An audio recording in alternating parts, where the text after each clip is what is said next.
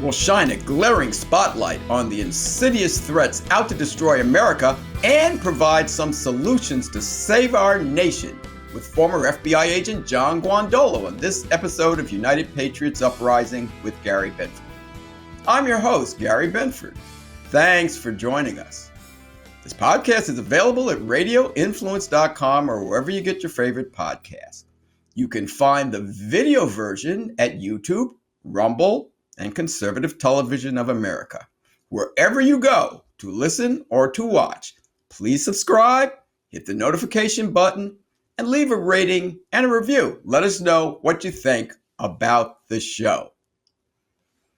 I met John Guandolo in South Carolina a few years ago, and the first time I heard him talking about the demise of the FBI and law enforcement and how this nation had been infiltrated by communists and Islamic threats out to destroy us from within, I was aghast.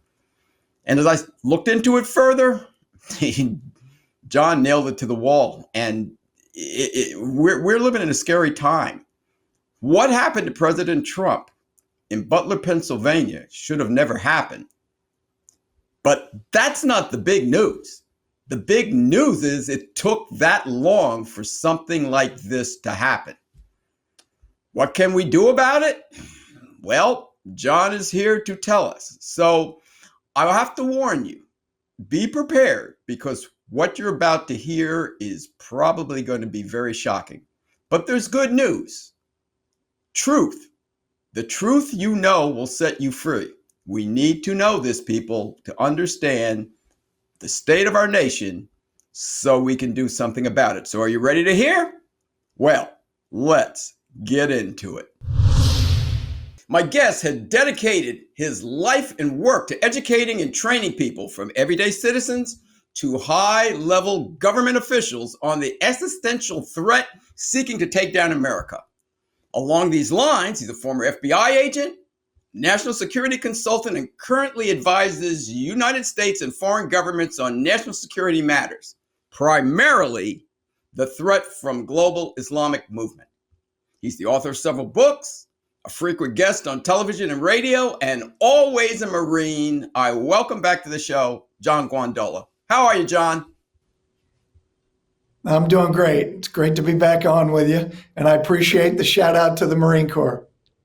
Well, you got me started on that. I've had a lot of Marines on this show since you, but you got me on the first time I had you on many, many moons ago when we were doing it on audio, and I called you a former Marine, and you said, once a Marine, always a Marine. And that has resonated with me. So every Marine, I will say, you are a Marine, and thank you once again for your service. So, John, you're sitting there on Saturday, and I don't know if you were watching what was going on with President Trump in Butler, PA, but when you saw it the first time, as you were watching it, whether live or on Memorex, what went through your mind?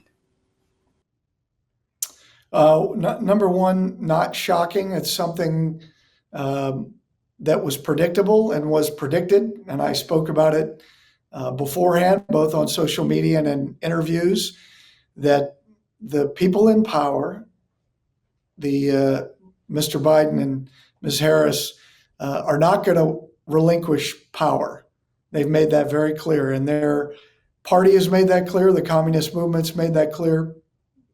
They will not surrender the power. And what we're seeing, both from an intelligence side, and if you look at actually actions being taken, things that they're saying, it all lines up. That they are repeating the narrative that patriotic Americans are creating an insurrection. They have created an insurrection. They accuse patriots, people like you and me, of what they're doing. And they're saying this, the same thing is coming, and we're not going to allow it to happen. We're going to do everything to keep him from power. He will not see the White House.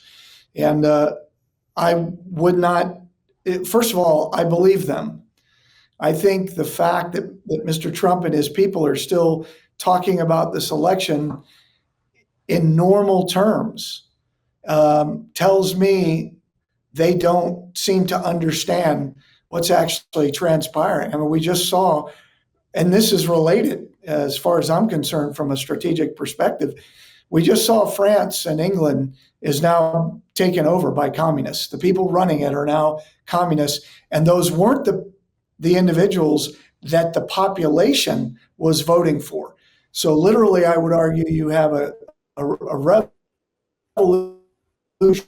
a coup in France and England. You have literally the prime minister there in England going after patriots who are speaking truth, defending liberty, and saying and actually doing, defending jihadis in England. You see Venezuela is coming apart at the seams. They're killing people in the street. You see Bangladesh is now, you've got the Islamic Revolution there. You've got Iran on the verge of attacking Israel. And you've got the Islamic movement and the communist movement in the United States saying, we will not cede power. And so I put that event in Butler, PA in those terms, not just as what happened on any given Saturday. I don't believe they will allow him to take office. It doesn't matter if 90% of Americans vote for him. They are literally, their entire 100-year communist movement and 60-year Islamic movement is coming to fruition right this second. And over these next few months, the idea that they would just give that away for any reason, I think, is it's a fool's errand. I hear you. Now, before we get into the ins and outs and ups and downs of what took place that day, you made a very interesting statement. You said you don't think Donald understands. Is it that he doesn't understand, or he does understand, but he's just on the surface showing no fear? Well, so I would say two things about that. There's no evidence based on anything he's written or said publicly that he has an understanding of how bad the situation is. And then the people that I talk to that are close to him, who are good people, not some of these, I think, wingnuts he's got around him that are real problems. I think they all have shared with me he doesn't seem to understand the gravity of the situation. Yet he understands America's in great peril, but he's not putting his finger on who the actual bad guys are. You know, Kamala Harris isn't just a cackling fool. She's a leading element in the U.S. communist movement. So is Tim Walz. So is Joe Biden. So is, we can fill in the blanks. The level of corruption and perversion in our system is so significant. And I think even good patriotic Americans are having a hard time wrapping their brains around it. John, the last time we were together was down at Rock the Red in South Carolina in Greenville in 2022. A lot of great guests. Lara Trump was there. She spoke. Roger Stone, Mike Lindell, you, Trevor Loudon, Claire Lopez, Tom Holman, a lot of great Americans, a lot of great people. And one of the things that came out during that 2-day convention, conservative convention, was during the time, from the time President Trump came down that escalator until he was out of the White House, how many alleged or maybe real assassination attempts had been thwarted. That number was pretty high. So wouldn't he know? You know what I mean? This isn't something new, right? So that part of it, yes, but that's different. So let me clarify, and I appreciate the question. So every president has threats against him. Mr. Trump had a significant amount. What I'm saying is the understanding that these two hostile movements, the Islamic movement, the communist movement, are working together seamlessly in the United States, that these are well-coordinated long-term efforts, and that the things happening aren't, quote, woke. It's not a, quote, deep state. It's a counter state. It's Mao's political warfare. It's not wokeness, it's communism. That's what, whether you talk about the line of operation of DEI or the line of operation of the LGBTQ or the line of operation of the open borders. These are all lines of operation, and they're meant to undermine the security of the nation. They're meant to destroy the moral fabric of the nation so that these movements can bring it down. And both the communist and the Islamic movements, their doctrine says, I mean, Lenin himself said, our goal is to so morally disintegrate the nation that the final blow is easy, right? It's really easy, and that is very close to the Quranic concept of war in Islam, and that is that by the time you actually strike, you've already undercut your enemy so much that if I use a visual, the termites eat the house away. You don't need one of those big wrecking balls. You just need a 12-year-old at the front door with a baseball bat, and the whole thing comes down. And that's where they believe they are. And I think if you look at the fact that in conservative areas of the country, like parts of Texas and Oklahoma and Arizona and others, where you have psychotic and sexually deviant men dressed as women dancing in front of third graders, and you've got citizens that bat an eye or applaud that, I would say their work has been it's been done. And when I teach this to at whatever level I'm teaching, whether I'm talking to citizens or I'm talking to senior government officials, you can trace this stuff from 1920 to really through the 1960s. And there's a reason the Soviets penetrated the Catholic seminaries and then later the Protestant seminaries to subvert their mission and to get them offline and intentionally send homosexual men into the seminaries, intentionally bring these teachings of sexual deviancy into elementary, junior high schools, universities, to the point you have a former Christian school like Harvard and like Yale on the weekends teaching classes on how to do bizarre forms of sexual behavior. I mean, this is where we are. And so when you ask, I think Mr. Trump knows, I just listened to him today. He knows America is really imploding and we're really in bad shape, but he thinks the normal course of business is going to right the ship. And I would say that I don't see that doing the trick because of the nature of the war and the nature of where we are. Is that clear? John, yes. John, this isn't our first rodeo. This is your fourth time on my show. You go back in before the China virus. You've been talking about this, Trevor, Tom Holman. There's all kind of people, Claire Lopez, that this circle of everybody that we had down at Rock the Red have been talking about this for years. This isn't anything new to us, and I know there's a lot of people that have been talking about this movement between the Islamic movement and the communist movement coming from two different ends to collapse this country. This has been, at least for the past 5 years, the people that I know, this is why is America still asleep, including Donald Trump? That's a great question.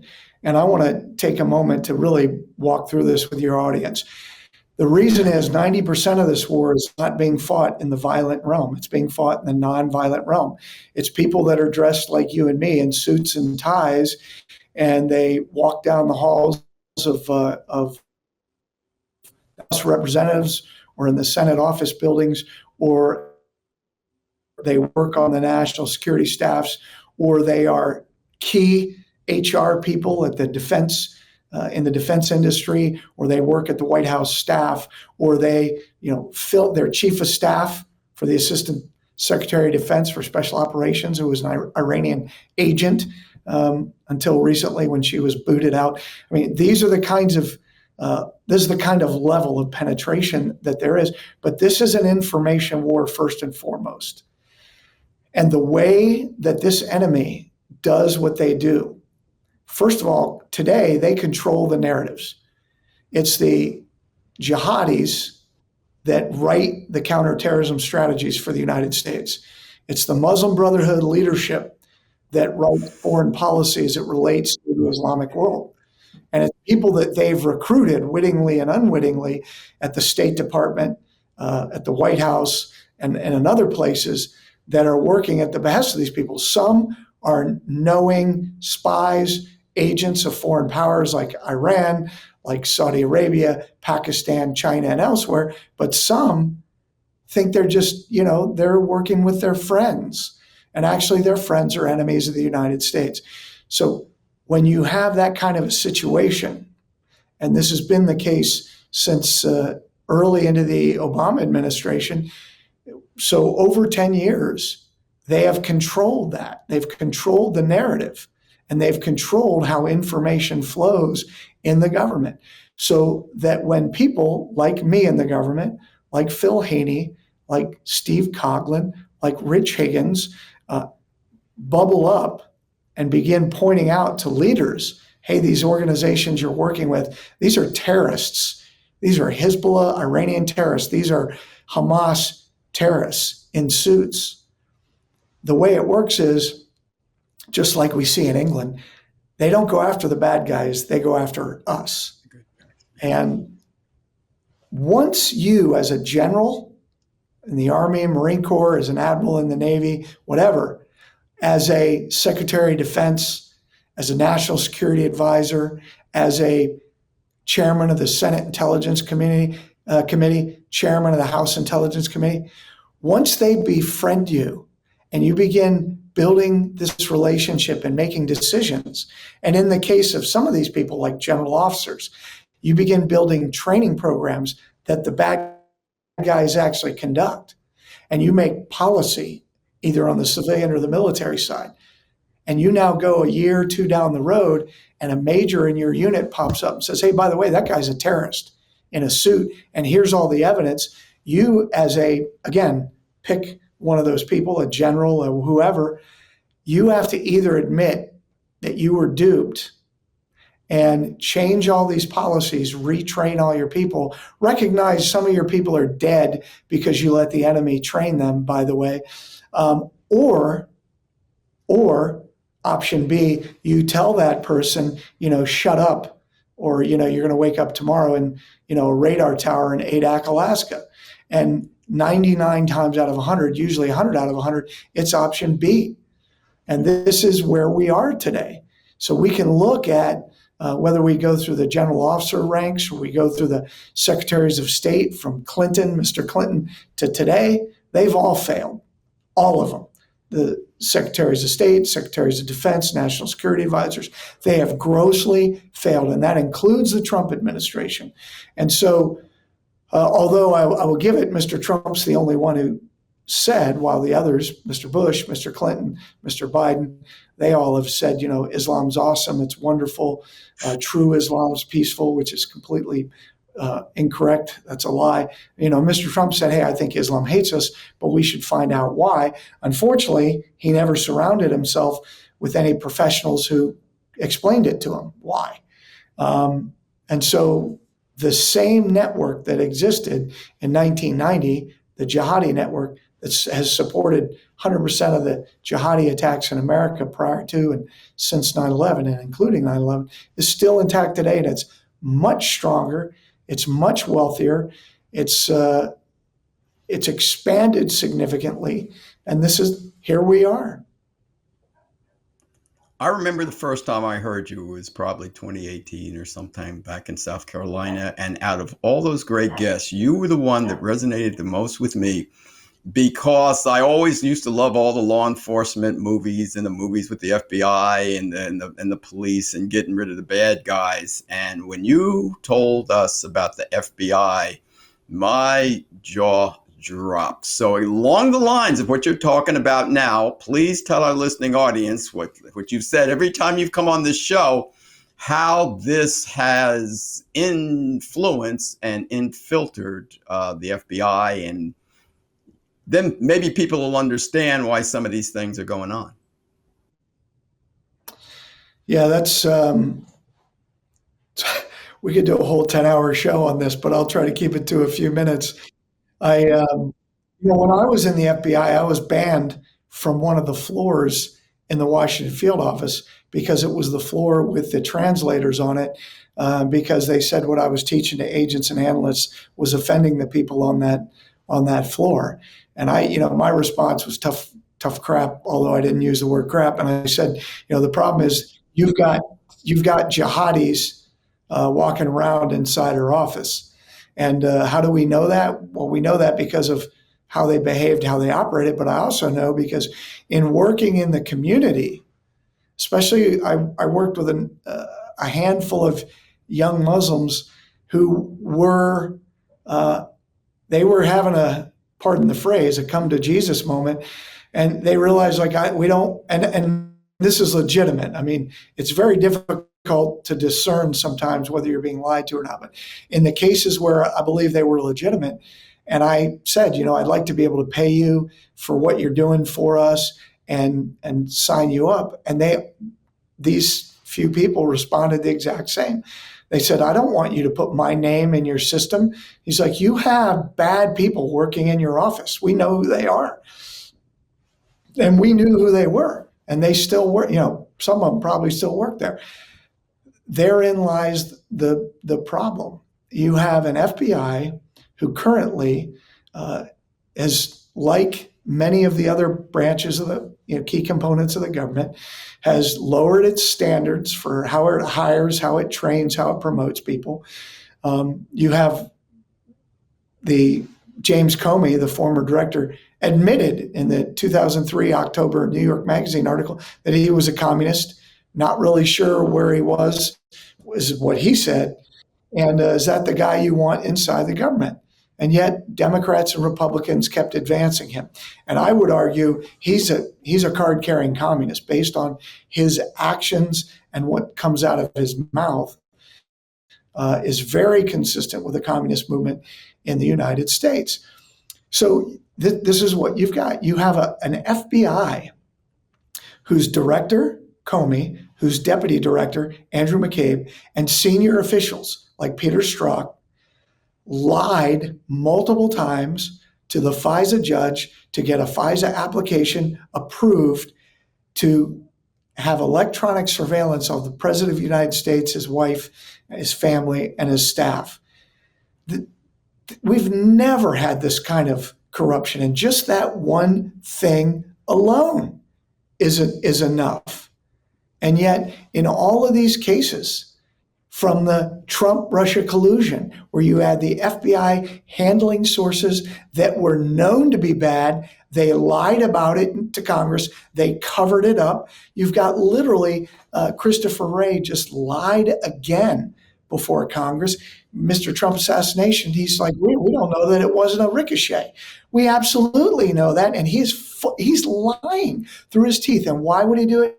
Because he is a part of traitors in the government who are part of this communist movement, the cabal with the Islamic movement, that are seeking to bring this whole thing down. But you see, when you talk to them, they seem so reasonable. He seems like a reasonable guy. Maybe it could be. No. When you line it all out, what they've done, they've committed treason and sedition, and they've lied under oath about it, and yet nobody has been prosecuted. We could talk about the Hillary Clinton emails and all that. That wasn't a mishandling classified information case. That was an espionage case. Because when you take classified information intentionally on an unsecured platform into a country where 100%, places like Turkey and other places where their intelligence service is going to attack you are literally giving them your information. This is a form of espionage. I said this when this all went down. And then what happens is you see these governments giving huge sums of money to the Clinton Foundation. That is quid pro quo for espionage, selling American intelligence. That's what's going on. And yet, no prosecution. So you want to know where the FBI is? It's utterly corrupt. It's not just at the leadership level. You have a lot of agents in the FBI who are still silent today. and they could show their loyalty to their oath by walking out the door. And they're like, well, I got to take care of my family. Well, go work at Walmart. You're very qualified. I bet you could find a nice job in the civilian world after only a year or two in the Bureau. Show some integrity. But the vast majority are not. They're silent. They're silent. So they're standing in the enemy camp with their silence. And this is where we are. The FBI has become a weapon against the American people. And who are they targeting? The evidence is that there's a massive communist network, a massive jihadi network in the United States. They're working together at the lowest level. At the local level, we have all that information, and yet they're targeting constitutionally minded patriots, and they're protecting the jihadis. This is exactly what we're seeing in England and elsewhere. So that's the state of affairs in America. That's why I say we're in a real war. It's a war. It's a revolution. The republic is gone. It's not going. We are no longer living under a constitutional republic. And I would argue that happened in January 2021. That's when the cascading effect began.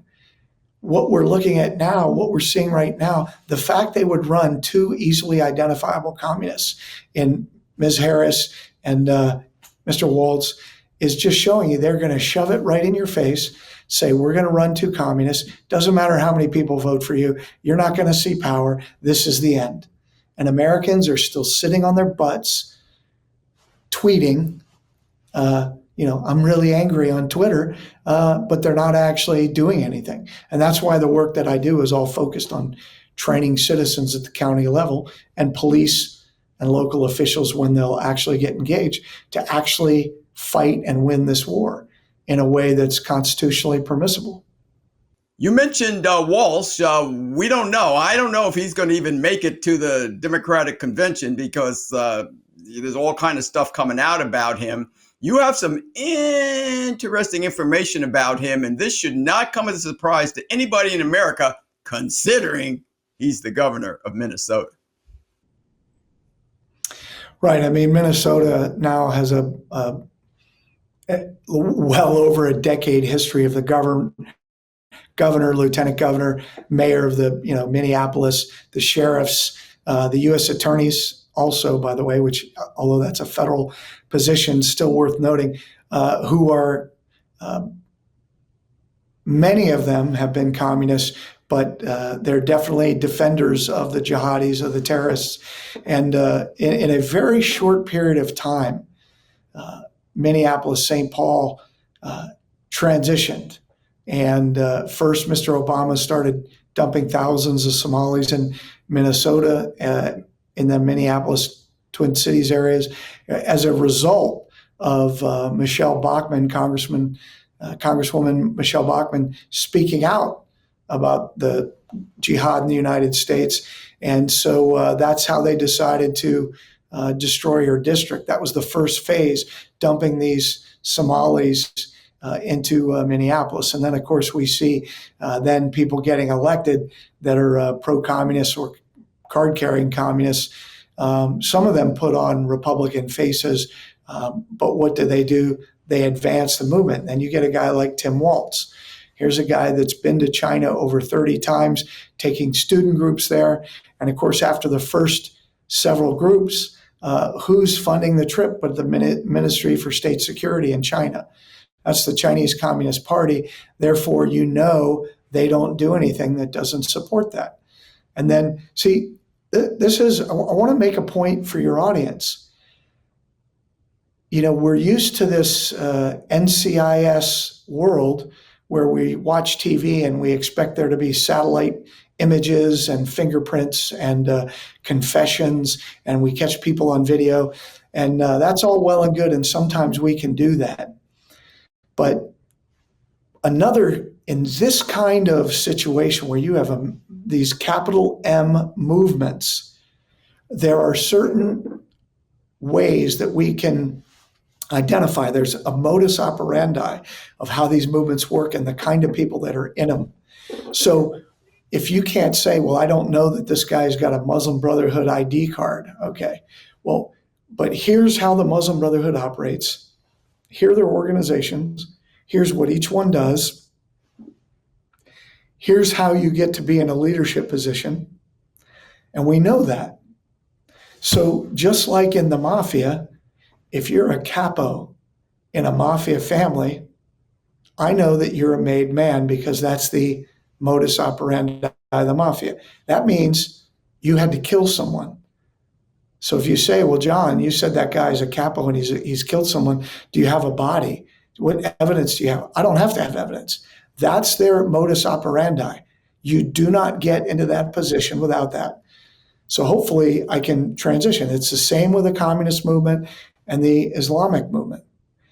You don't get to do certain things. You don't get to be the VP at this time for the Democrat Party, which is the leading edge of the communist movement in the United States. And maybe that's a broader discussion. So let me put that on the warmer for a minute.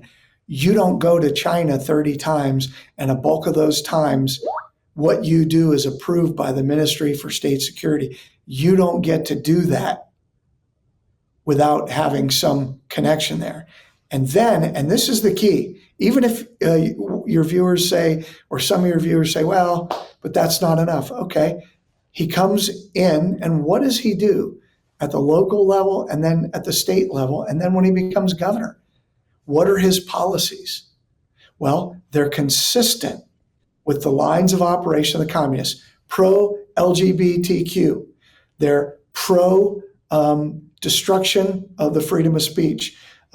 He just said it again not that long ago, right? There have to be limits on freedom of speech out of his mouth because he's a commie, and that's how commies talk because they're tyrants.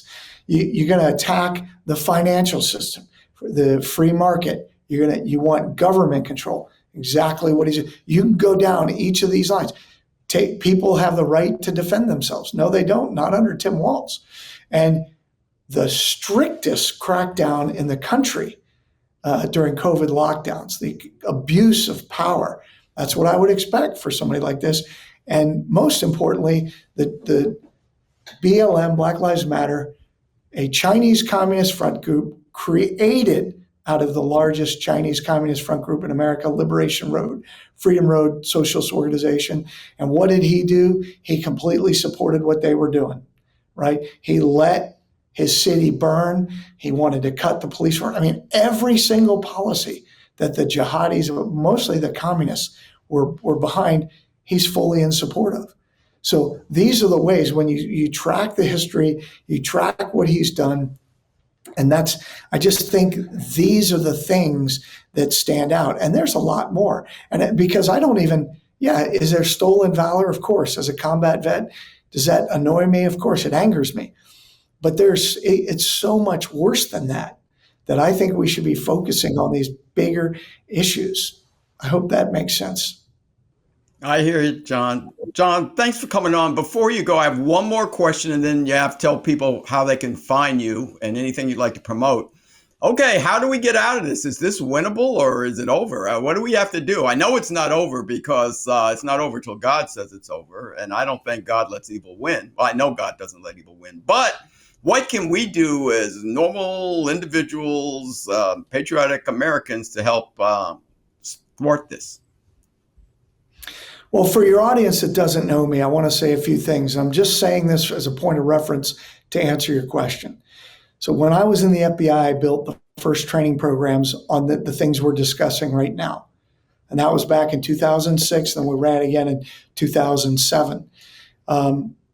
I got recruited out of the FBI by the Department of Defense by a guy named Rich Higgins, who became the director of strategic planning for the National Security Council under Mr. Trump.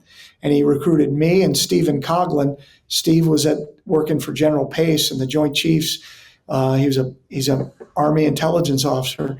And they created a unit just for the two of us because they had identified us because we were the only two in the government actually teaching and briefing about these issues and actually explaining what was going on.